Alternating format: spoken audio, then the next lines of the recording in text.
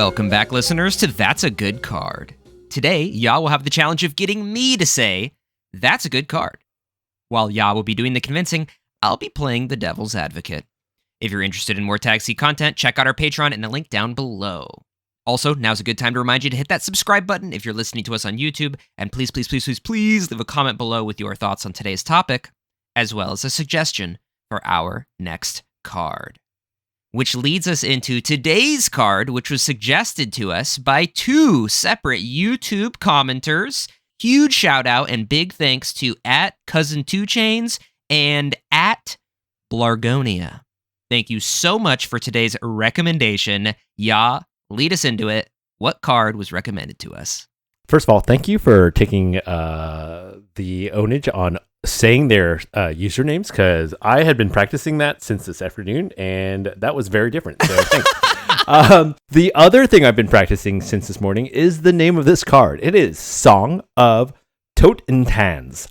Song of Totentanz? Song of Totentanz. Totentanz. Totentanz. Or it's Totentanz. Totentanz. The Z could be silent. It could be Totentan. Totentan? Well, it's a sorcery that costs X and 1 red pip. It reads, create X 1/1 black rat creature tokens with this creature can't block. Creatures you control gain haste until end of turn. And the flavor text reads, townsfolk tapped their feet and hummed along, unwittingly amplifying the tune that would summon their doom. Not gonna lie, that's just so good. It's a sorcery, and then it has like this picture that with like musical notes coming from like a pipe. With rats surrounding the pipe. Yep. Yeah, exactly. The call of the rats. All right, yeah. Where are we seeing this card being played? Because I know that this is a pretty hot topic. I've seen a lot of people talking about this card in general, and some inclusions in some big tournaments. So where are we seeing it? So it's currently seeing play on CEDH Analytics, which we know isn't like the most like up to date always. Yeah, we might stop quoting it now. But it gives us always a kind of a starting. It's like a general, yeah. It's a general basis for sure. At least for like CEDH. So it's seen in some Jetmir, some Zada, some Winota. So it's kind of dated, right? But I think the biggest one we see it in is Rog Thrasios. Rograk Thrasios. Yep. Unwittingly, or unbeknownst to me, I should say, this was in the tournament I did 2 weeks ago, the Birdcage 2, and that player placed second. The Rogthras player placed second, made the top four, and this was in their deck list. I double-checked that this afternoon, so congrats to Sean, and then your last name, I can't pronounce it all. I'm not going to butcher it, but congrats. Yeah, it's awesome. That's definitely where I saw it too, at least where I saw it come up. Was in that specific Rogthras list. So it's pretty cool to see us bring in a card that's, seen some success in wide field CEDH tournaments. So I'm excited. This is one of those cards that I'm also excited to hear in the comments of like which other CEDH lists, are testing this or should be testing this. And we'll talk about some that just come off our domes, but like I want to hear from the community, like what can absolutely utilize this card to its fullest. So I'm ready to hear your positives, Ya. Let's get into it. What do you got for us? So the first positive I have that it makes, it is a great finisher for any deck that can go infinite like Rog Thrasios.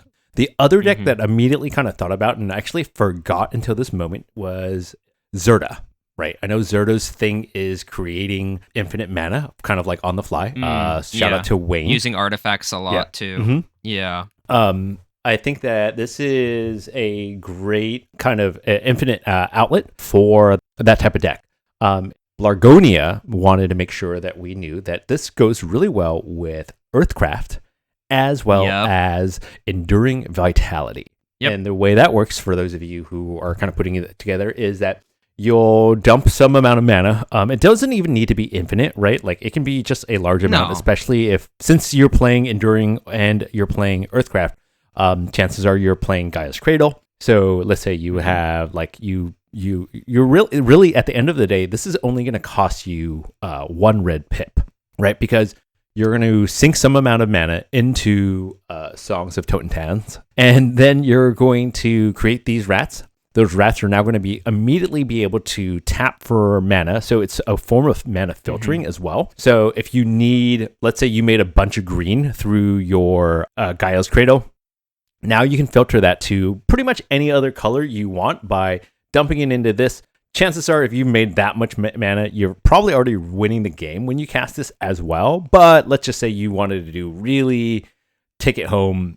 Sure. And you need to filter mana. If you need to filter mana, I can definitely see the way of using Earthcraft to like untap it's a basic and then give you a different mana. Yep. It is valid. It's not nothing. It's not nothing. Trademark. That's a good card. That's our new thing. Yep. But yeah, do you have anything else to say about that? No, I mean, those are the immediate synergies that popped out to me, right? It's like and I'll talk about this in my downside, so I won't get super far into it, but I do think that there's good synergies with Earthcraft, Enduring Vitality, and Gaia's Cradle specifically with this card. If you're not using it as specifically a finisher, as in like, I have infinite mana, me make 1 million rats, me swing out, me kill everyone. Like, that's like, if you're not using it for that specific reason, then yeah, you're going to get the most utilization out of having Cradle, Enduring Vitality, or Earthcraft. And while we have those, let me read out those cards for our listeners as well. So Enduring Vitality is a enchantment creature for 3 cost. It's 1 and 2 green pips. It came out in Duskmourn. It has Vigilance. It's a 3/3, and it says creatures you control have tap, add 1 mana of any color. So you're giving the creatures the ability to tap 4 mana of any color. And there's also additional text that says when Enduring Vitality dies, if it were a creature, return it to the battlefield under its owner's control. It's an enchantment. So it's just really hard to kill. It's pretty sticky. So it starts out as a creature, and then when you kill it as a creature, it turns into enchantment. It's really difficult to get rid of. So basically, you're just sticking it, and it turns everything into a mana dork. Yep. And Earthcraft is very similar. Earthcraft is a 2 mana enchantment. It's 1 and a green pip. It reads tap an untapped creature you control as an activation cost, and then it says untap target basic land. It has to be a basic land. It's very similar to what Enduring Vitality is doing. You're going to turn your rats into... you're going to give your rats the ability to basically tap for mana. And then last but not least, Gaia's Cradle, which I don't think I need to read. If you're listening to a CEDH podcast, you probably know what Gaia's Cradle is, but it's tap and you make green mana according to the number of creatures you have. Yep. But yeah, those are super powerful tools with this card specifically. Let's get into your second point. What you got for me? The second point is actually the second part of the spell itself. So I started playing a deck called Airness in Street Urchin. Yep. I have like a lot of creature-based combos in that deck, and one of the things I end up finding myself needing to do a lot is just giving my creatures haste. And I think that this, for literally just 1 red pip on my turn, I can put nothing into X, right? So just for 1 red pip, I can play this out and give my creature haste. So I run a Hermit Druid line and Conspicuous Snoop line in those decks, right? And so it's just sometimes I just literally need this thing to do its thing right now, right? And I can try to win the game. And I think this is a really low cost. It's the same cost as Torch Courier, which is a 1 red pip goblin that you can sacrifice that and give a target creature haste, right? This doesn't target. This is still interactable, but it now just gives all of your creatures haste that are out on the battlefield at the time this resolves.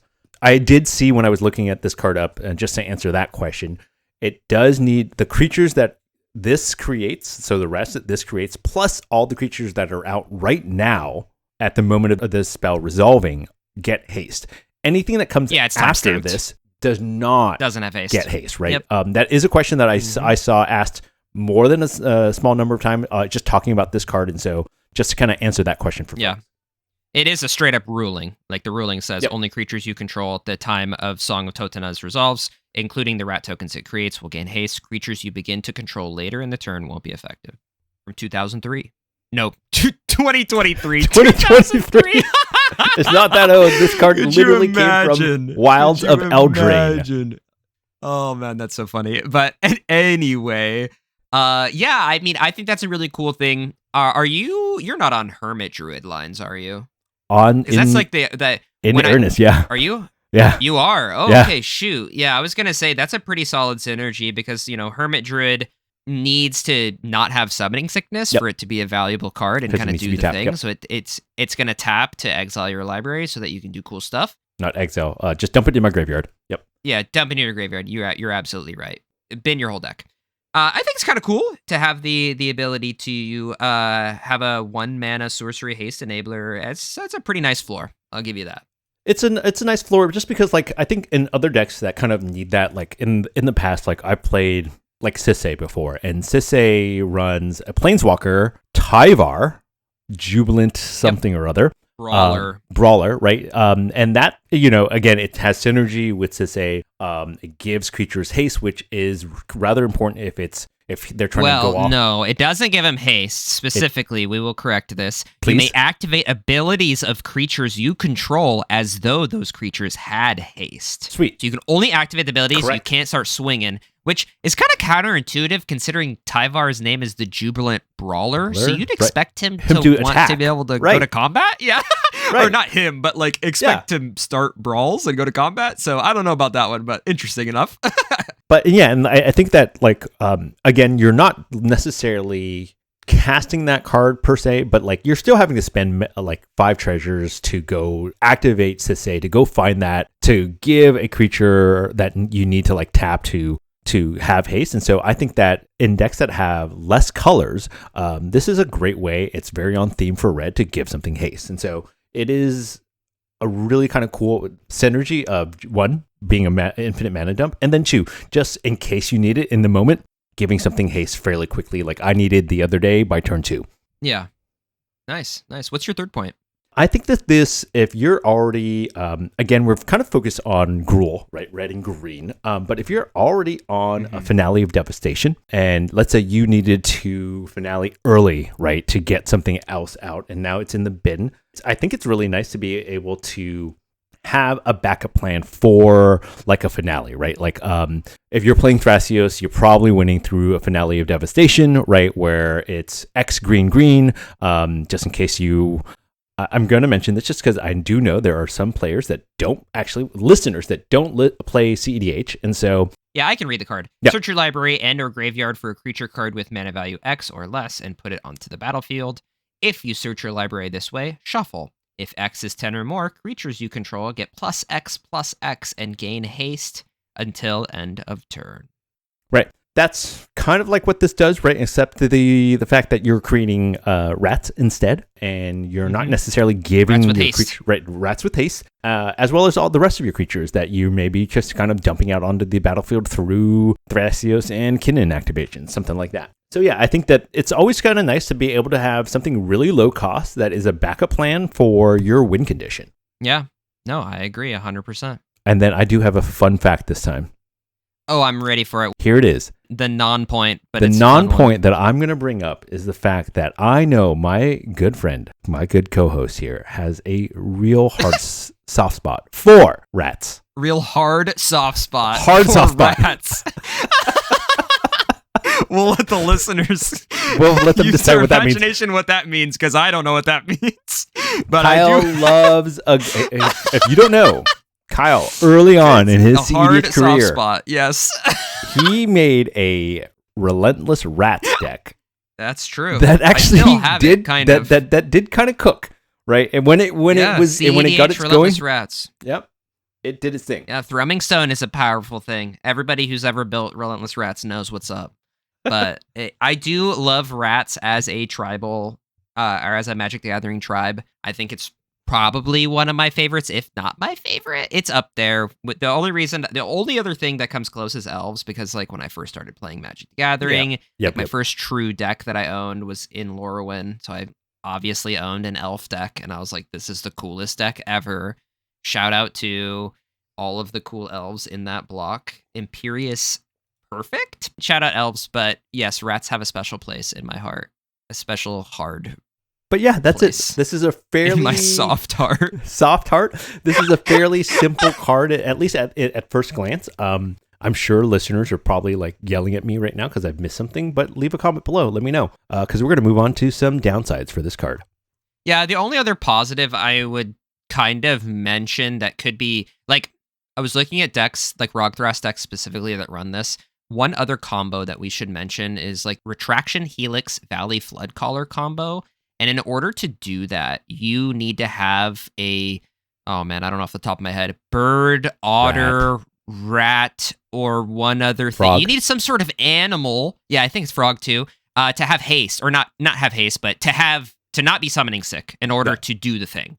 So I know that the Rog Thras list that I pulled up was on Retraction Helix Valley Flood Collar. So I think that it is also a nice piece in lists that are going for that. So that they can actually make sure that, if they were to try to go for some sort of win through that they had an extra piece that didn't have summoning sickness, if that makes sense. Yep. Just throwing that out there as well, because I think it's got good synergy. Cool. All right, you ready for me to get into my downsides? Yeah, let's go. Yeah, so I'm kind of excited about these downsides because a lot of the things that you mentioned as positives, I kind of have not necessarily twisted into downsides, but they're kind of similar to some of my reasons that I have downsides for this card. So it's kind of cool. My first downside, I ask you, as well as all the listeners, the question, how many finishers is too many finishers? I would like to counter that question. Okay. How many times have you cast Demonic Consultation and just seen your win condition go away? Okay. I mean, that's like... that's such a niche fringe counter argument. I don't know if it's that niche anymore when we've all witnessed Desperation, Tain and Pact, or Desperation Consult for something to save the table. At that point, you're screwed regardless. So I think that's a weak counterpoint, but you know what?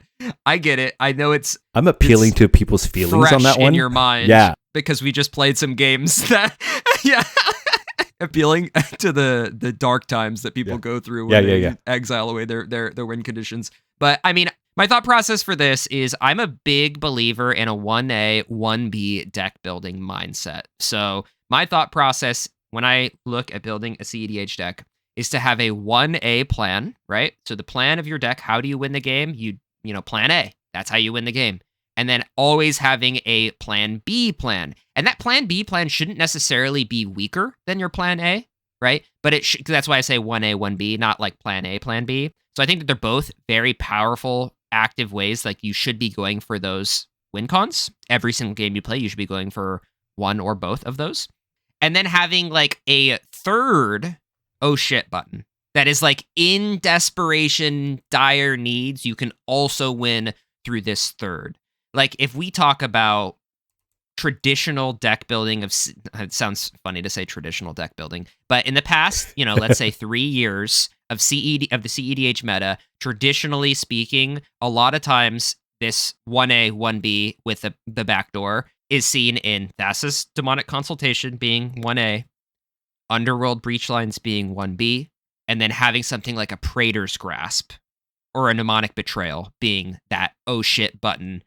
I'm going to use somebody else's decks to try to help me win the game, right? So that's kind of how I see deck building. And I'm a little worried that there are too many options for, specifically if you're running this card as a finisher, there's better options, right? And I did notice in the Rog Thras list that they ran Finale as well as this card. And I think that's really interesting to run both, especially if you're running other ways to win as well. If you're extending it past Rog Thras, but if you're going to be playing in other lists that have better win conditions, whether you're playing a 5-color list and thinking about playing it, or you're playing a 4-color good stuff pile list and you're thinking about playing it, and there's other win conditions, I'm just not sure if you need the slot if you have better win conditions available to you. I do not think that this card is better than Finale of Devastation, and I'll get into that in my later points, but I'm just going to start off with that. But yeah, ask yourself the question, how many finishers is too many finishers? If you're looking at your deck lists and looking at how you're constructing it, if you want to play this card and you look at your list and you're like, well, I can win this way, but I can also win this way, and I can also win like this, and then I can also win like this, slow down, Turbo. You have way too many win cons in your list. You need to figure out how you're winning the game in a more concise way so that you can build up the card quality of getting yourself to those win conditions. I think that's a great point for any deck that's not necessarily Rog Thras, because I think in Rog Thras specifically, it does sometimes rely on just creating creatures and creature count to go infinite. And so I think that's where Sure. this, like, just because I know I have not played Rog Thras, but I do know that Rog Thras in my Goldfish attempts can just dump mana out so quickly, right? By turn 2, turn 3. And so I think this is one of those enablers to do that. But I think that your point still stands. How many wins is too many? Yeah, exactly. Like, I don't mind Rog Thras having many ways to create infinite mana. Like, I think the one that we looked at was on, like, Devoted Druid, Machine God's Effigy. Like, I don't mind having a ton of ways to make infinite mana when you have an infinite mana outlet in the command zone. That's totally fine, right? But if your plan is, obviously, as your Thrasios deck, if your plan is to make infinite mana and then cast Thrasios, activate Thrasios over and over again to draw your deck, right? You don't need multiple versions of a card that just say, I win the game, right? Like, at that point, you already have access to the entirety of your deck. You don't need 4 different ways to dump your infinite mana into a win. You need 1, maybe 2, in my personal opinion. Cool. That's my first point, is just think about how many finishers is too many finishers. If you're able to draw your deck already, especially, you might not need an extra thing to, actually push yourself over the finish line when you're already 95% of the way there. My second point is that it is a pretty reliant card, right? So you're reliant on some key cards to get your full value out of this card. This is not a proactive card by any means. We talked about it as a finisher. We've talked about it as a haste enabler, which I think is awesome to have a little bit of versatility. I will definitely give you that. Being able to just give something haste, always going to be relevant. But it does rely on things like Cradle, Earthcraft, Enduring Vitality, and some of those cards as well, especially, well, all of them really, also rely on more things to get them going. So you might not even be able to sink a ton of mana into this card to create a bunch of rats to get value out of Cradle, Earthcraft, Enduring Vitality if you don't have creatures on the board already turning all of those things on. Everybody knows the feeling of having a Cradle and an opening hand, and you just don't have creatures out, or your creatures came out, and now they're dead. That somebody OBM'd or removed them, and now you're in trouble. So I think it's an interesting piece to play. Like, it's this weird line where, yes, it's an infinite mana outlet to finish the game, but it's also a value piece, but it's also a haste enabler. So it's cool. I really like that it has 3 different things that it can potentially do. But then once we get into this Swiss Army knife type of card, you have to ask yourself, do I want a bunch of things that are good? Or do I want to focus? Does my deck need one of these things to be more focused, to be better? Do I need a more efficient haste enabler? Do I need a more efficient... I don't think there's an efficient rat creation card, but do I need a more efficient, synergistically, a card that will let me ramp my mana with things like Cradle, Earthcraft, and Enduring Vitality, or some other capacity of ramping mana? It's tough to say, right? I don't think that there are not a lot of comparison cards here, and I would love to hear them in the comments, because I'm trying to think to myself of like, okay, what other card can we dump mana into to create bodies? The first thing that came to mind to me was a card that I've been working with a little bit. I think it's called Awaken the Woods. Let me just double check here. It's a green. You're just making it. Yeah, it's Awaken the Woods. Wow, I actually just pulled this off the dome. That's crazy. Awaken the Woods is a X and green sorcery. It says create X 1/1 green forest dryad land creature tokens. That's crazy, right? I've been toying with this in my Corvold lands list, but it's something similar. Like, it's a comparative, right? You're dumping mana to get land creatures. It's kind of cool. Is this the same thing? Like I said, are you going to need this in your, would this synergize better with your Cradle, Earthcraft, or Enduring Vitality? Probably not, but you never know. The point that I'm trying to make is identify the needs that your deck has. Look at your deck, decide what needs need to be filled, and decide if you need all of these roles that this card does to be filled. If you do, awesome. Maybe this is a card that you should test. If you don't, put that magnifying glass to potential options that fill that need of whatever you need it to be, right? And then make that decision yourself, depending on, like I said, depending on whether or not you need more mana, depending on whether or not you need a cleaner way to finish games. Sure, depending on whether or not you need a haste enabler. Hey, maybe it's time for you to consider crashing Drawbridge. I don't think you should, but you know what I mean. All right, let's get into my third point, which is talking mulligans, right? So this card, unfortunately, is something that you're not going to want to see in your opening hand. It's part of that reasoning. True. Really? Let's think of an opening hand where you would like to see this. I think it really depends on the deck that you're playing. When we listed off the cards that we initially see these in, and I granted, these are not, they're potentially not even C tier decks anymore, right? Like they're potentially D tier decks, but you know, there's still a space in them, and they're everything but Rog Thras. Right. Rog Thras, I still think is like A or B. In like a Jetmir or Winota, and let's say your hand is kind of the nuts, right? Where you have like a lot of mana rocks out of like a lot of mana rocks that you want to be able to dump mana into to create creatures that kind of enable the Jetmir / Winota plan, right? That is a hand I would personally kind of consider, but those are decks that also run the Kamigawa Red Land, which is the channel where it's shoot, I can't think of it right now. It's like Boseiju or Otawara. It's the same kind of mechanic, but you can discard the red land, and it'll create 1/1 spirits, right? Those decks are running those types of things because they're just trying to create creatures. And so if your game plan is trying to create creatures, fodder, this is one of those cards that, for those decks, I definitely don't mind seeing it. So you've named like 2 or 3 cards that have cool synergy early on. Awesome. Let's throw Gaia's Cradle in there as well. That'd be great. Let's talk about the other 95 cards in your deck. The likelihood of you getting those few cards is part of my reasoning here. But that's kind of like the same for any of the cards that you run, right? Almost, right? I mean, it is the same for cards that are reliant on other cards, 100%. But there are cards that are there's proactive plenty of those rather in than reactive. Any of the decks, right? And then you feel like the mulligans is better. I mean, look, you want a certain amount of cards that are reliant, quote unquote, so that you can get big value. Sure, totally fine. But at the same time, you need to limit the number of those cards in your deck, because if you have too many of those, every single time you're mulliganing, it's going to look like shit. Your hand's going to look terrible, right? You need proactive pieces to build your board and play Magic the Gathering and eventually win the game.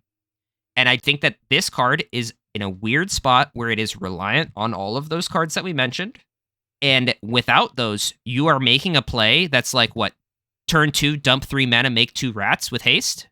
That's not what you want to do, ever. 6. In my head, you're making 6. Whatever. But that's only if you have those cards. That's only if you have all these other big mana creators early on, is what I'm saying. Without those cards, this card gets you 2 rats and nothing. It doesn't do anything. That's the point that I'm trying to make. More rats than that. But that's... I totally see your point. I see your point. I totally see your point. You get 2 to 5 rats with haste. Awesome. What does that do in a CEDH game? That's the point I'm trying to make. Unless you have a Cradle, unless you have an Earthcraft, unless you have Enduring Vitality, under those circumstances, yes, awesome. Cool. Right? If you don't have those, it's not a card that you want to see in your mulligan. Or you're on Winota. Sure. Or you're on Winota, and then those 2 rats, gas. But the last point I'll make is, in comparison, if you're deciding on running this strictly over Finale, which I don't think you should, part of the reason why is because of how they feel in mulligans. Finale of Devastation is a finisher where you can win the game with, but it also feels great in mulligans. It's a tutor. You can they're not in the same. They're not in the same. Like they are in the same category. I hope not. They're not the same quality at all, right? It's because Finale is not reliant on anything like that. Right. It's a tutor. Right. It's a real tutor. It's a real tutor, not a rat tutor. Yeah. So. Yeah. No, for sure. Okay, cool. But hey, I just want to make sure that people aren't going to decide to get rid of that. Please don't. So definitely don't. Yeah, please don't do that. No. Cool. And then my fringe point is that it's a red card, but it makes black rat tokens. That's kind of weird.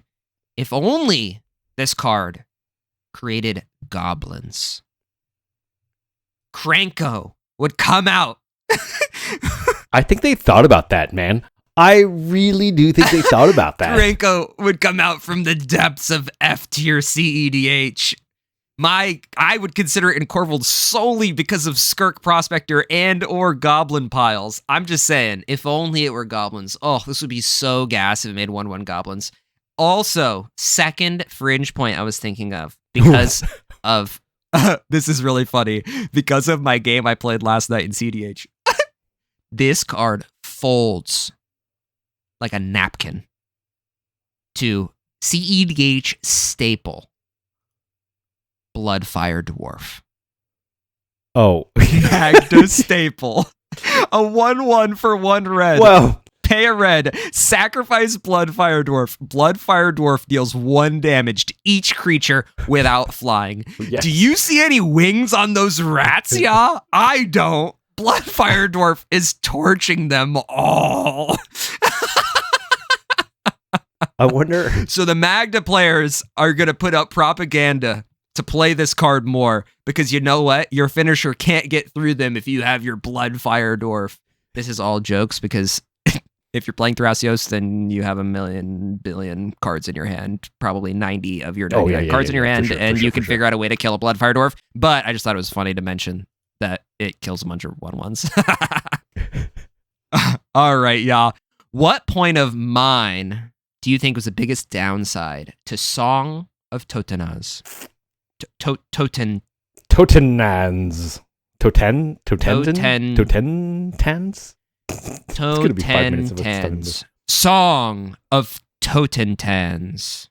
Normally when we get to this point of the conversation, I usually have one right away. And I'm not saying you didn't make good points, but like I'm not catching strays right now. I made great points. The point that made the strongest point for me about it being a downside is the suspense is killing me. You can just say all my points are trash. Is that what you're gonna go with right now? No. I don't think so. It's just like, oh, because they're all so good, and I've just convinced you so hard. Is that what's going on?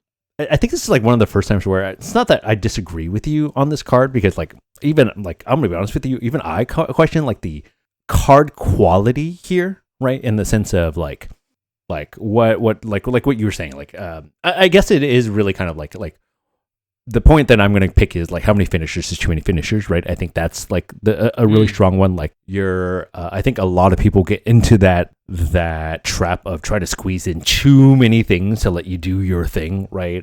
Sure. So I think there's that point. But for me, it's just such a simple card. And maybe I'm just such a basic B. I can't really see beyond this card. Like it's not, I don't think I'm going to be disappointed seeing this card early on or that late into the game.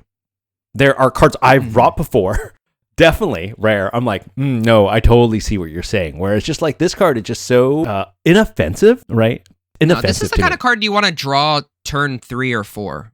100%. Yeah. Like this is a card you want to draw turn 3 or 4 at that point where you can make the decision of whether or not you're going to play it for value or you're going to keep it to finish the game. Yeah, I think that's a really good point. Like you shouldn't be squeezing in too many of these types of cards. Your point about it being so reliant is like, unfortunately, like in this post ban, I feel like there are a lot of cards that rely on other cards to make it actually good, right? Like I definitely have played around with a lot of those types of decks. And so that's like a lot of different cards. But yeah, too many finishers. Yeah. You really should just kind of like pare back a lot, right? Like that's what I'm trying to do with a lot of my decks. Yeah. And so is Kyle. Yeah, and I mean, I'll give an example right now. Something that a question I get asked a lot for my current Corvold list is why I'm not on a Blood Artist effect when I'm running Chatterfang and Warren Soul Trader. One other thing. Which, for those of you who don't know, right, it's like Chatterfang and Warren Soul Trader, when you sacrifice anything and you have both of those out, you're going to make a squirrel, make a treasure, and then you can start a loop where you pay a life, sack a squirrel, make a treasure, and do that over and over again for however much life you have, basically, to draw a bunch of cards. And in Corvold specifically, every time you sacrifice something, you're drawing a card, and every time you sack a treasure, you're drawing a card and making a mana. So basically, what the Warren Chatterfang combo is in Corvold is something like a Peer into the Abyss, where you're just drawing 50 cards, or maybe not drawing 50 cards, probably around 50 cards, actually. So you're drawing 50, making 25 mana, right? And if I am playing a CEDH deck and I'm drawing 50 cards and making 25 mana and I can't piece together a way to win the game off that, I don't deserve to win the game. I don't need a Blood Artist effect to be able to do that, because like I said, if this is my 1B combo, then I just use it to go find my 1A combo, which in this case would be Witherbloom, Chain of Smog. So it's food for thought there. A lot of people want to quote unquote clean up their lines by adding a finisher that they don't necessarily need. So if you're looking for slots in your deck, if you're saying, damn, like I need more spot removal, like there's always that Dranith that's screwing me over every game, and you feel like you need another piece to kill a Dranith, maybe getting rid of a finisher might be what you need to do. All right, Cal. What point of mind do you think best supports for why this card could be included in your deck? I think the coolest part about it that I hadn't thought about a lot, I hadn't given much thought to, is the fact that you can just cast it for 0 just to have a haste enabler. I think it's relevant. I think it's probably more relevant than people think it is. I originally thought of this as like literally just a super big value synergy piece with those things we talked about, Cradle, Earthcraft, Enduring Vitality. And I didn't really think about the haste part of it too much. But I think that there are worlds where, if this is in your opening mulligan, right, and you want to be able to swing something out early, yeah, I get it. Like that, yeah, give something the ability to attack right away. Sure, why not? For me, I'm like kind of thinking from my Corvold brain, I'm like, if you can give something like a 6 the ability to attack right away and mill 3 and start, feeding your bin earlier, cool, right?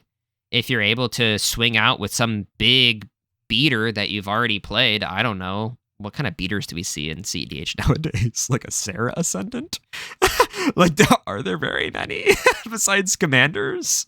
Ob, that's I about guess. It. That's about it. Especially for there's not a lot of not a lot of big beaters out there anymore, but it can be relevant. It could also be relevant if you're playing Bloom Tender and you have a Bloom Tender that can tap for 5 mana, and then you play this to be able to make your Bloom Tender be able to tap right away. I think filter mana or something like that. That's kind of relevant, right? It's also relevant to be able to give your Deathrite Shaman haste to give it options. Let's say somebody turn 1, turn 2 entombed. Interesting. Right? If you Abdel Adrian into the bin and you go, oh god. Or whatever it may be, Protean Hulk, whatever the devoted druid goes in the bin early on, right? Like those are real big uh-ohs. And I think it's, for me, I'm latching onto that point. Like I like that point a lot, just because you do often find yourself with just 1 extra mana, and it happens to be 1 extra red mana. Right? I agree with that. It's something that you can use to go, cool, I'm now going to eat that card that you put in the bin. Yeah. To do the thing, right? Hopefully. Mm-hmm. Cool. Yeah. All right, Kyle. It's time. Have your thoughts changed on Songs of Totentanz? Were you convinced? Is this a good card? My thoughts have changed. I think it's a better card than when I first read it. I think so yes, that's a good card. I won't even put a caveat on it. And the reason why is because another part that we kind of stumbled into that I didn't talk about in your main points, because it was kind of in our discussion afterwards, when I was monologuing about how you should be filling the roles that you need. I was really trying to think of 1, haste enablers, 2, things that you can sink X amount of mana into to give you X amount of bodies. And there really aren't that many options.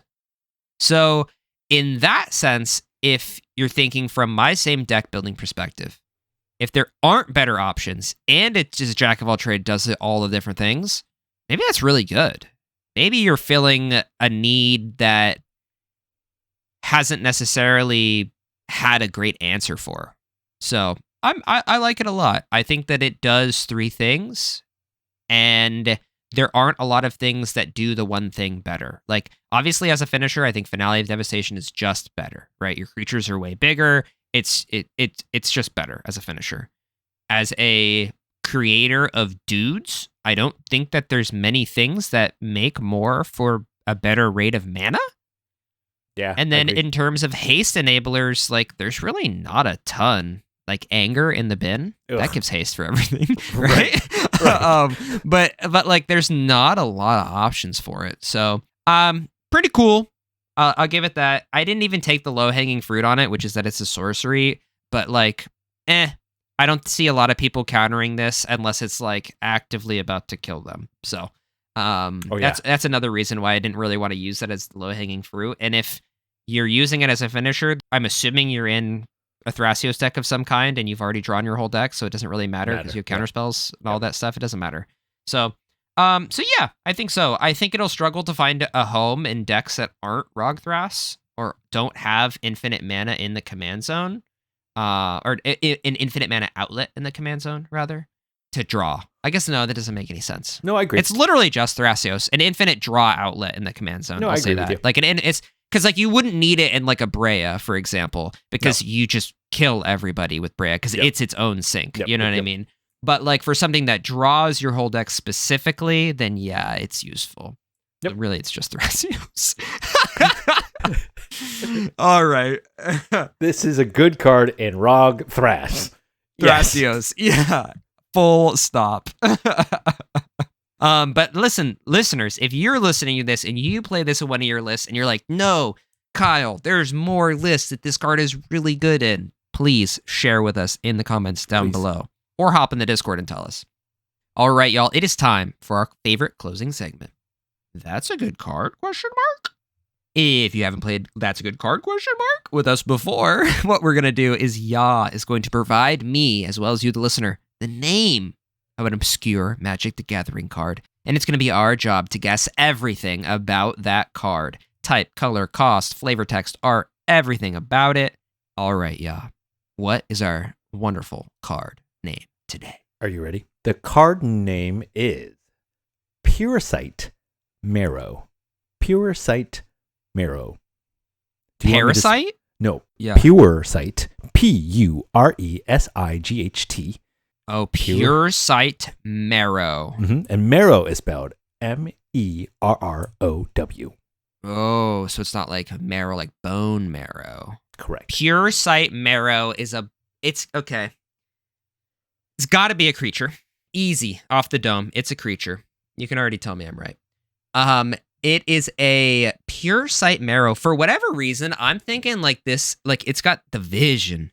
So I'm thinking we're like deep underwater. It's a fish. It's like a big old fish with, the little angler fish. Oh, yeah. With like a little, a little, I'm doing a thing. Yeah. I'm doing a thing in person where I got a finger on my forehead. Yeah, like a unicorn, but it's dangling. Wiggling. Yeah. It's like a little angler fish, so it's got a little light on its head. But the light, get this, the light is an eyeball because it's got the pure sight. So it's a fish with a dangly eyeball in front of it, and it's obviously a blue creature dash fish.